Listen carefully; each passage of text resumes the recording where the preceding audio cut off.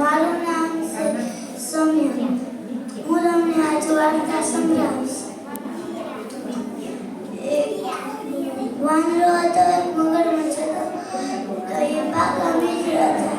તો મગરમચ્છ વાંદરો મગરમચ્છને જાંબુ દઈ તો એ જાંબુ દઈ એને મોજ કરો. તો મગરમચ્છે વિચાર્યું કે હું મારા પત્ની હાટે થોડાક જાંબુ લેતો જાઉં. તો એના આવ્યો. પછી મગરમચ્છે એને એમ કીધું કે મને થોડાક જાંબુ દે ને મારે ખાવા. તો એને દીધા. તો એ ખાઈને થોડાક લઈ ગયો, એને દીધા. તો એને તો મસ્ત લાગ્યા.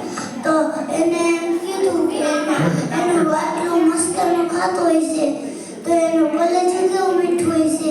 તો ગયું તો કલેજું લેવા ગયો ને તો એને એમ કીધું, મગરમચ્છે એને એમ કીધું કે તું મારા મિત્રનો કલેજો ખાઈશ એમ ન ચાલે. તો તો પાછો ગયો. તો પછી ગયો ને તો એને એમ કીધું કે મારી પત્નીને તારા હાથે જાંબુ ને ગુલાબ જાંબુ ને એવું રાખ્યું હાય. તો એને તો વાંદરાને તો એમ થઈ ગયું કે હાલો હું તો જાઉં. તો એ તો